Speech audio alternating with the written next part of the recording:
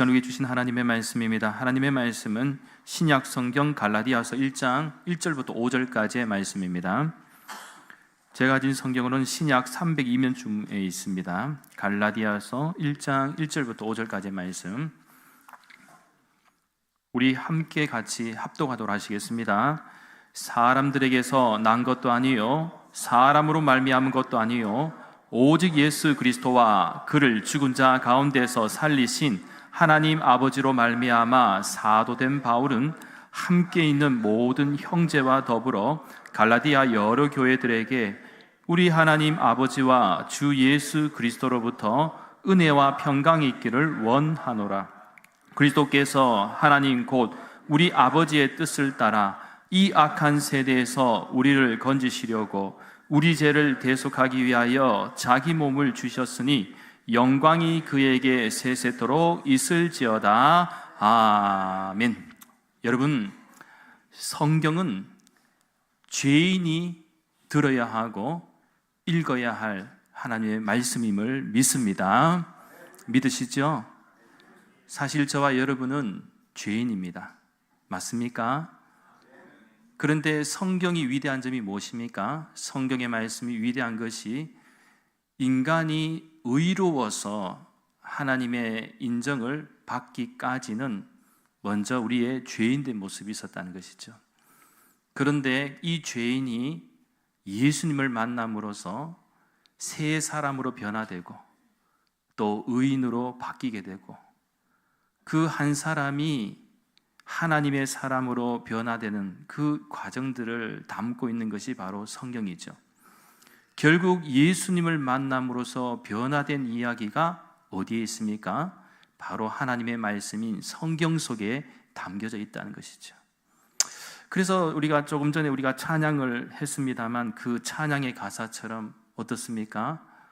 여러분, 정말로 내 평생에 가장 잘한 것이 예수님을 믿는 것임을 여러분 고백할 수 있습니까?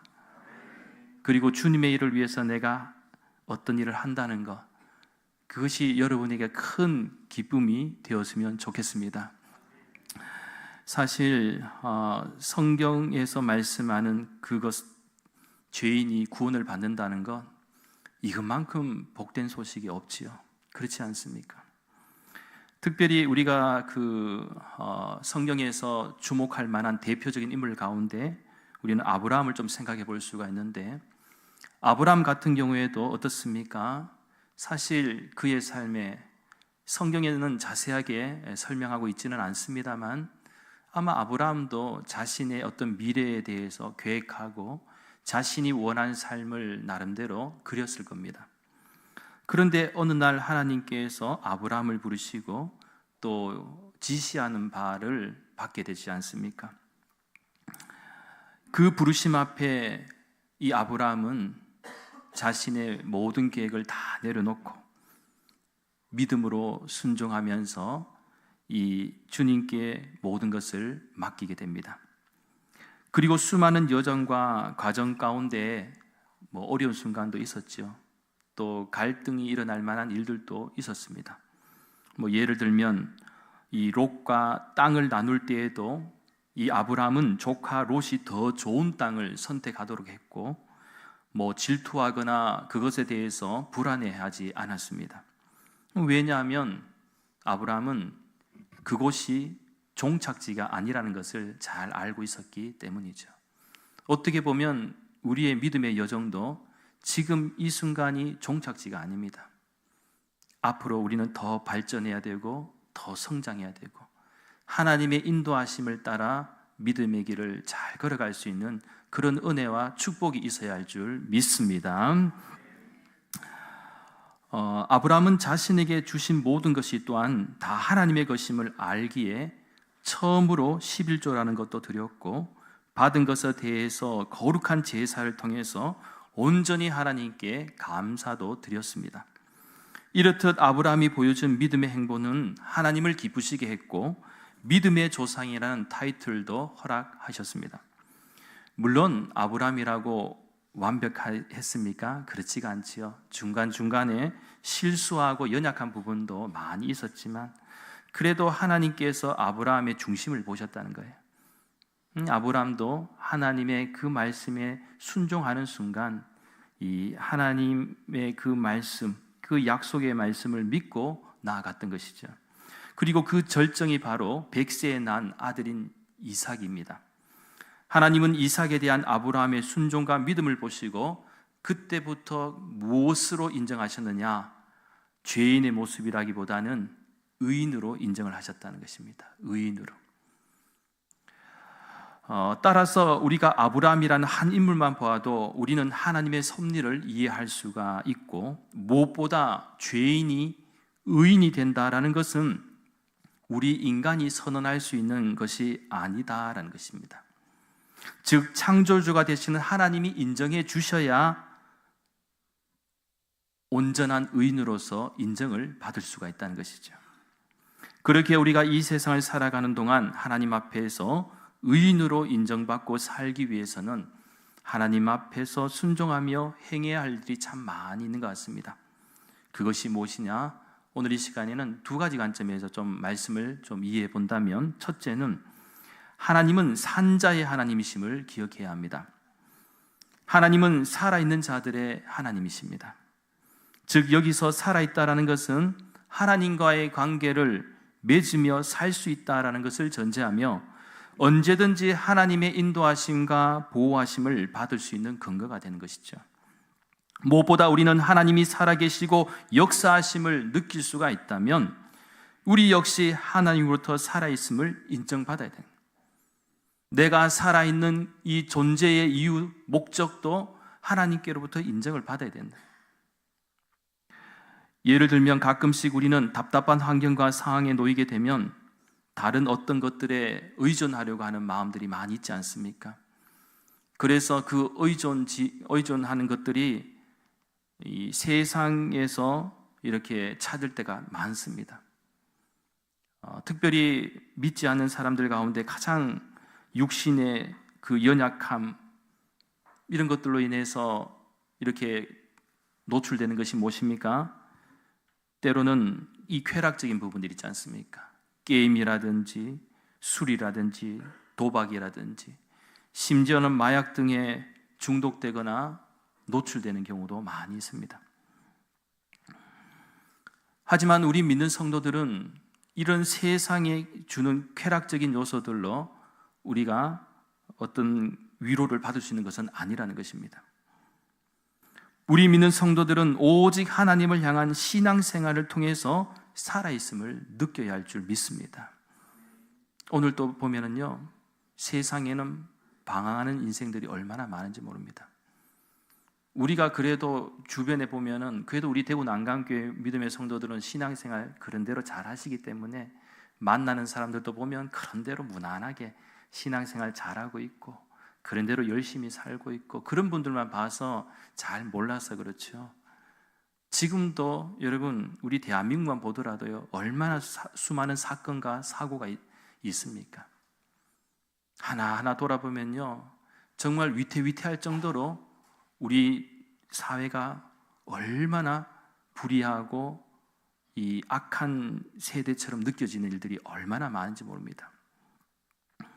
그리고 보통 대부분의 사람들은 일을 통해서 자신이 살아있음을 느끼려는 사람도 있고, 자기가 하고 싶은 일을 할 때에 내가 살아가고 있구나, 이것을 느끼는 경우도 있습니다. 또한 어떤 일을 성취하거나 이루게 되면 살아있음을 느낄 것이다 라고 생각하는 사람들도 있습니다. 그런데 산다는 게 무엇입니까? 단순히 이 세상에 와서 그냥 먹고 마시고 즐기고 그냥 내 몸이 건강하고 어느 정도 이렇게 살만 하면은 그것이 살아있는 것입니까? 그런데 그게 그렇지 않다는 거예요. 정말 세상의 것을 가져보고 누려볼 것 다 누려보고 그래도 우리에게 만족이 없는 이유가 무엇입니까? 그것이 살아가는 것처럼 느껴지는데 그럼에도 불구하고 채워지지 않는 우리의 갈급함이 있다는 거예요. 이 목마름이 있다는 것입니다.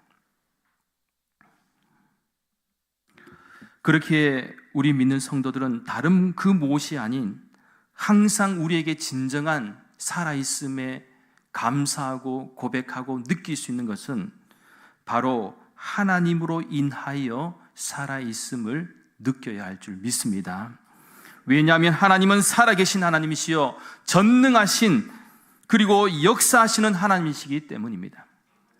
이 부분이 중요한 것은 하나님 앞에서 내가 살아있는 존재로 확실히 느낄 수가 있다면 죽을 것만 같은 그 불안과 두려움 속에서도 우리는 살아갈 수 있는 힘과 용기를 하나님으로부터 얻을 수 있기 때문에 그렇습니다. 성경의 인물들도 보십시오. 하나같이 죄인과 같은 모습으로 살았고 부족하고 연약한 사람들의 모습이었지만 예수님을 만남으로써 다 변화된 사람들의 이야기지 않습니까? 오늘날 또 하나님께서는 우리 믿는 자들을 통해서 예수님 안에서 정말로 살아가는 것이 복되다는 것을 느끼며 살아가기를 원하신다는 것을 꼭 믿으시기 바랍니다. 실제로 제가 아는 청년 가운데도 과거 예전에 게임 중독 때문에 참 많은 시간을 허비하고 이 정신적으로나 심신적으로 이게 피폐해지는 그런 청년을 본 적이 있습니다. 실제적으로 또 그 부모님 되시는 권사님과 집사님 같은 경우에도 참 걱정을 많이 하셨죠. 근데 이게 중독이라는 게 꽤 무섭습니다. 어느 순간 처음에는 그것이 위로가 되고 나에게 좀 위안이 될 것이라고 생각해서 했는데 거기에 너무 의존하게 되니까 헤어나오기가 어려운 것이죠.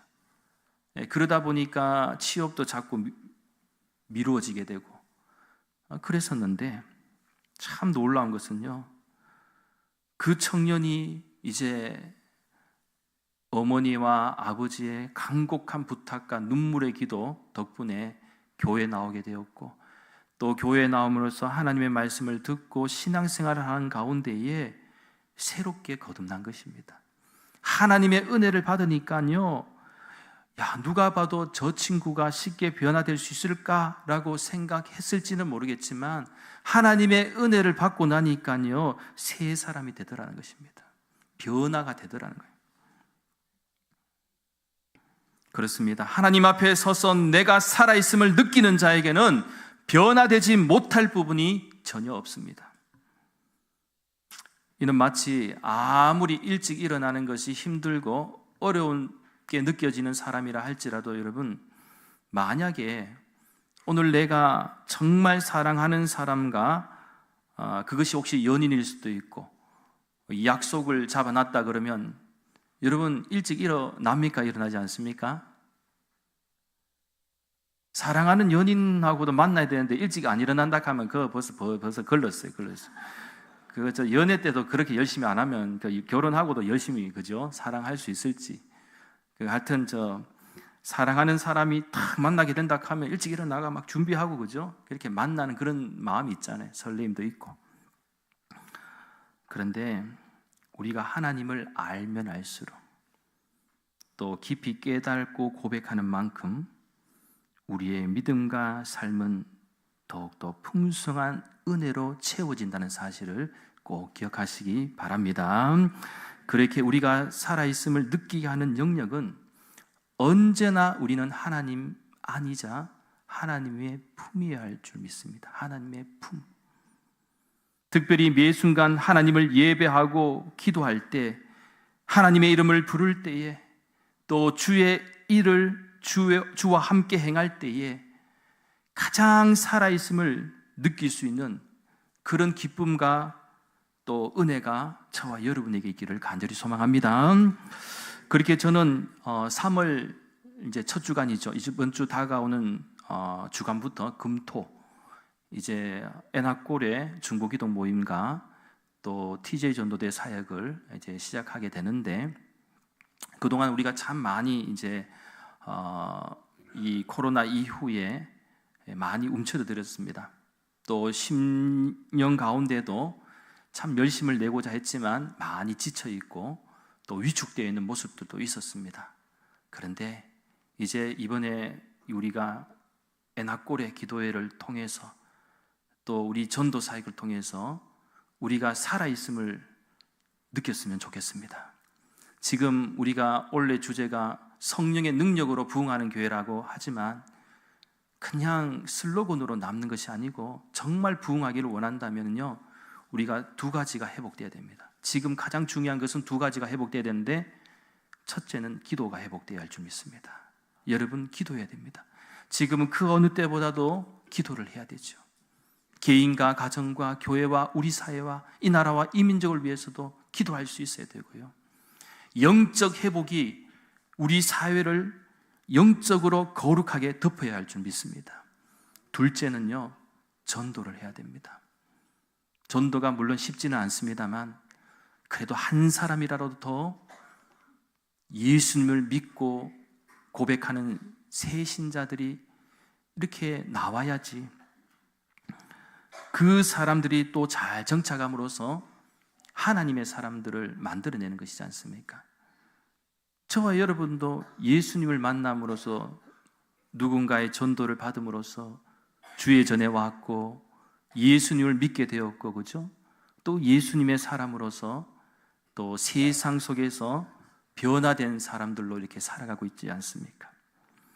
그렇기에 어떻게든 이번에 올 한 해는요, 정말 기도와 전도에 열심을 내어서 하나님을 기쁘시게 하고 우리 교회가 다시 활기차게 생명력 있게 기쁨과 감사함으로 여러분 힘차게 하나님의 일을 감당할 수 있는 그런 기쁨이 충만할 수 있기를 간절히 소망합니다.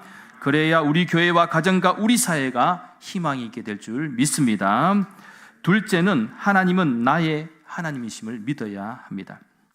오늘 본문 4절 말씀에서 그리스도께서 하나님 곧 우리 아버지의 뜻을 따라 이 악한 세대에서 우리를 건지시려고 우리 죄를 대속하기 위하여 자기 몸을 주셨으니 라고 이 사도 바울은 고백하고 있습니다. 이 말씀을 통하여서 사도 바울은 하나님이 어떤 분이신지를 잘 소개하고 있습니다. 그러니까 하나님은 자기 백성, 즉 하나님의 백성들을 악한 세대에서 건지시기 위해서 독생자 예수 그리스도를 우리들에게 보내주셨고 우리의 죄를 대속하기 위하여 예수님이 자기 몸을 희생하셨다는 거예요. 이러한 고백은 하나님이 그 누구의 하나님이기 전에 바로 나를 위한 하나님이심을 기억해야 한다라는 말씀입니다. 또한 예수님 역시 그 누구의 그리스도이라기보다는 바로 나 자신을 위한 그리스도이심을 믿어야 할 것입니다. 예수님께서 자기 몸을 우리를 위해서 내어주셨습니다.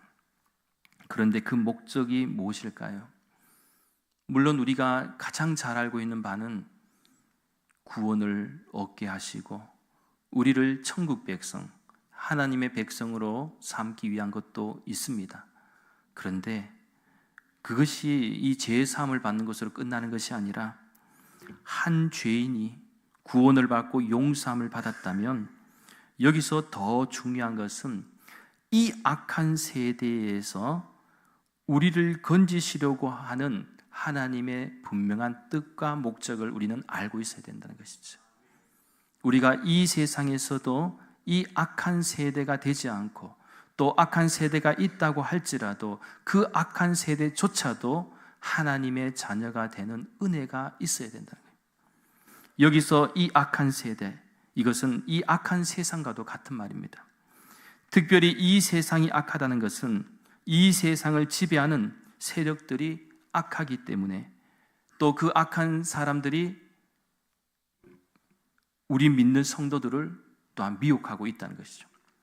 참고로 사도 바울이 이 말씀을, 이 갈라디아서 말씀을 전하게 된 이유가 있습니다. 이 갈라디아 지역에도 사도 바울이 1차 전도 여행, 2차 전도 여행을 통해서 이 관심을 가진 지역입니다만 결국 사도 바울이 전한 복음은 순수한 복음 그 자체였죠. 예수 그리스도의 그 십자가 복음을 담대하게 전했는데 나중에 2차 전도 여행 때 소식을 들어보니까 어느 순간에 갈라디아 교회 안에도 온갖 잘못된 거짓 복음과 또 변질된 신앙과 또 믿는 자를 미혹하는 세력들이 들어와 있었다는 겁니다. 그러니 사도 바울이 얼마나 깜짝 놀랐겠습니까? 내가 전한 복음은 이 복음이 아니었는데. 그런데 오늘날도 마찬가지입니다. 참 우리는 잘 몰라요. 괜찮겠지 하는 순간에 악한 사탄 마귀는요, 악한 세력들을 모으고 순식간에 우리에게 침범해서 모든 것을 변질시켜 버립니다.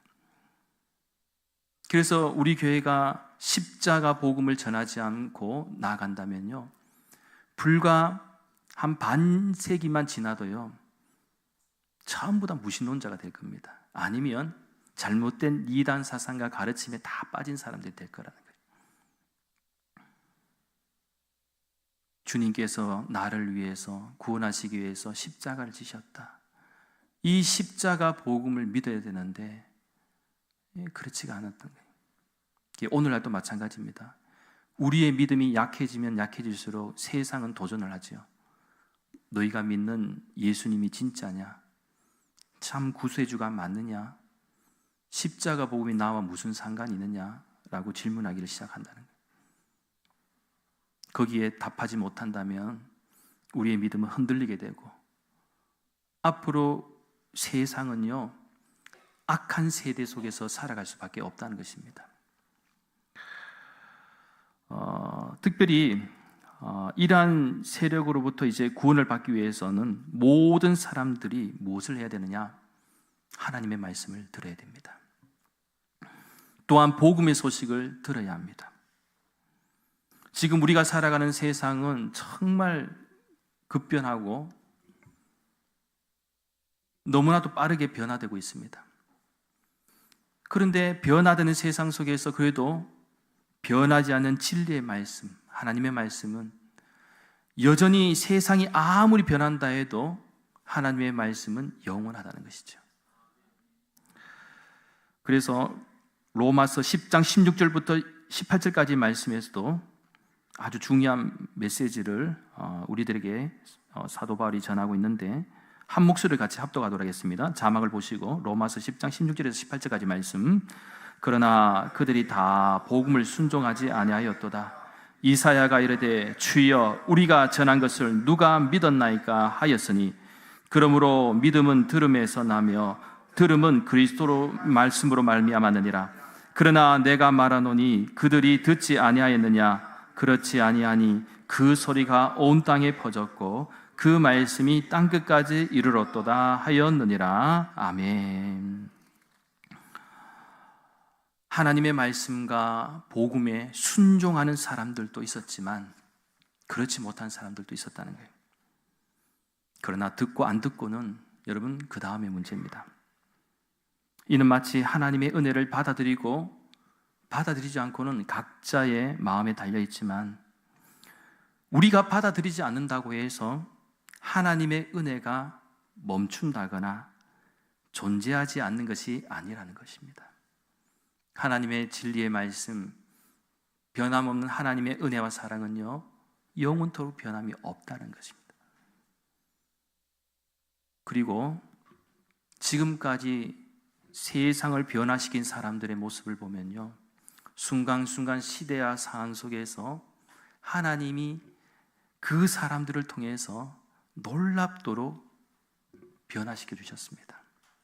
그래서요, 참고로 인류가 개발하거나 발전시킨 것 가운데 가장 고마운 것 중에 하나가, 여러분 혹시 뭐라고 생각하십니까?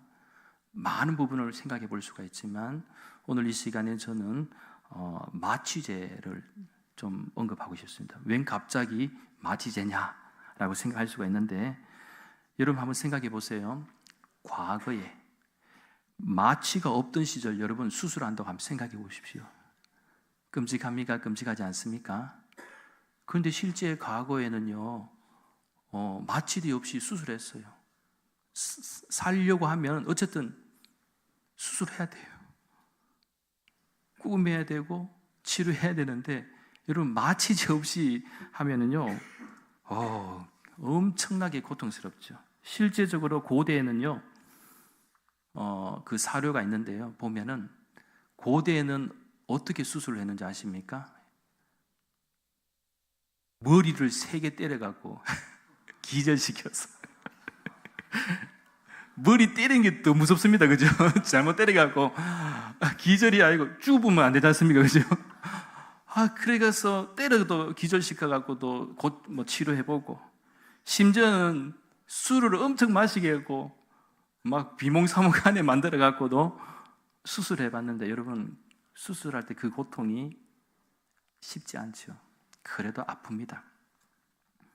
그런 시행착오를 겪다가 또 그 이후에 아편도 먹여보고 대마초도 먹여보고 코카인도 먹어보니까 여러분, 그것도 이 고통을 커버할 수가 없었다는 거예요. 그러다가 19세기에 와서 마취에 대한 획기적인 방법들이 이제 탄생했는데, 하나가 에테르이고 또 다른 하나가 클로로폼이었습니다. 참고로 에테르는 산소 원자 하나에 2개의 탄화 수소기가 결합된 화합물이고, 클로로폼은 메탄의 3개의 수소 원자를 염소 원자로 바꾼 화합물입니다. 제가 이 말씀을 드리니까 이 문소리고 화학을 공부하고 이과 쪽에 발달한 분은 이 부분이 이해가 되는데, 문과 쪽은 이게 하여튼 발견한 사람이 대단하다라고 생각하시면 돼요. 대단하다. 그런데 놀라운 것은요, 이 에테르와 클로로폼을 발견한 분도 의사들인데, 중요한 것은 이 사람들도 다 예수님을 잘 믿는 사람이었다는 거예요. 이게 왜 획기적이냐면요, 이 에테르 마취제 같은 경우는 미국의 크로포드 윌리엄슨 롱이라는 분인데, 사실은 이분이 최초로 발견했다고는 할 수 있는데, 본인이 이것을 발견하고 공식적으로 발표를 하지 않았습니다. 알리지 않아서 공식적으로는 몇 년 후에 치과의사인 윌리엄 모턴이라는 분이 개선된 에테르 마취법을 연구했고, 1846년 미국 보스턴에서 이제 공개적으로 마취 수술을 시연을 했습니다.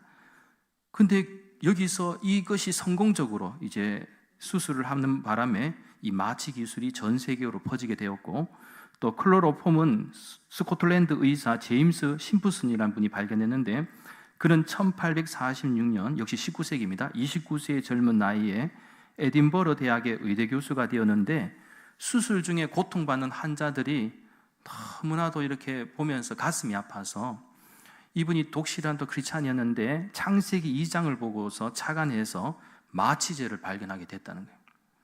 그리고 말년에 대학 마지막 강연 중에 은퇴하기 전에 이제 마지막 강연 때에 학생들로부터 질문을 받았는데, 선생님이 지금까지 발견한 것 가운데 가장 큰 발견은 무엇입니까? 라고 물었을 때에 그는 마취제 클로로폼이라고 대답할 줄 알았습니다만, 그렇게 하지 않았고, 그는 뭐라고 대답했느냐? 나의 가장 위대한 발견은 내가 큰 죄인이라는 것과 예수님이 나를 죄에서 구원해 주신 구주라는 사실입니다. 이렇게 고백한 거예요. 어떻게 보면 참 세상을 우리가 발전시키는 데에는 하나님께서 참 이런 사람들도 들어 사용하신다는 거예요. 앞으로도 마찬가지입니다. AI 시대, 제4차 혁명 시대를 다 넘어서 더 발전된 세상으로 나아갈 수가 있겠습니다만은, 또 앞으로 우리가 살아가는 세상이 더 악한 세상이 될지 더 좋은 세상이 될지 우리는 알 수 없습니다만, 그러나 분명한 것은 예수님을 잘 믿는 하나님의 사람들을 통해서 하나님은 세상을 변화시켜 나간다는 것입니다. 또한 그런 은혜가 있어야 된다는 것입니다. 그리고 우리가 꼭 기억해야 될 것은, 아무리 세상이 변하고 우리가 가진 컨텍스트, 즉 환경과 상황은 변한다 할지라도 텍스트, 진리는, 하나님의 말씀은 영원히 변하지 않는다는 사실을 꼭 기억하시기 바랍니다. 그래서 우리가 지금 하나님의 말씀을 가까이 하고 그 하나님의 말씀을 통해서 세상을 변화시키려고 하는 이유가 바로 여기에 있습니다. 세상이 좀 더 좋은 세상으로 바뀌기 위해서는 하나님의 말씀을 믿음으로 순종하고 무엇보다 이 십자가 복음을 붙잡고 살아가는 그 한 사람이 있을 때에 그 사람을 통해서 하나님은 역사하신다라는 사실입니다. 복음은 인간이 만들어낸 이야기가 아니죠. 복음은 하나님의 뜻을 쫓아 예수 그리스도를 통해서 이 땅에 나타낸 것입니다.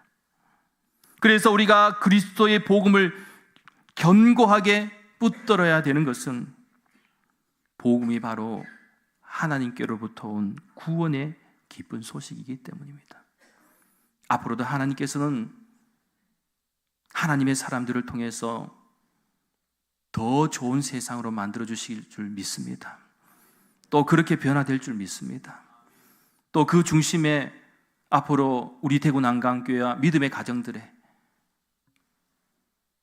또 자녀 세대에게도 있기를 바라고,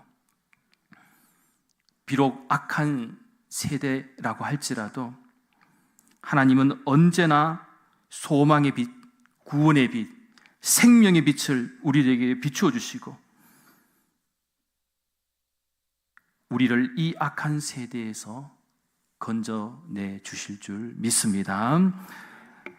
아브라함이 고향인 갈대아 우르에서 여러분 떠날 때도 한번 잠깐만 생각해 보면요, 당시 메소포타미아 문명이 있었습니다. 메소포타미아 문명이었는데 특별히 아버지 데라 같은 경우에도 무엇을 했습니까? 직업이 우상을 만드는 것이었습니다. 그래서 지금 생각해 보면 하나님이 아브라함을 왜 갈대아 우르에서 떠나라 했을까?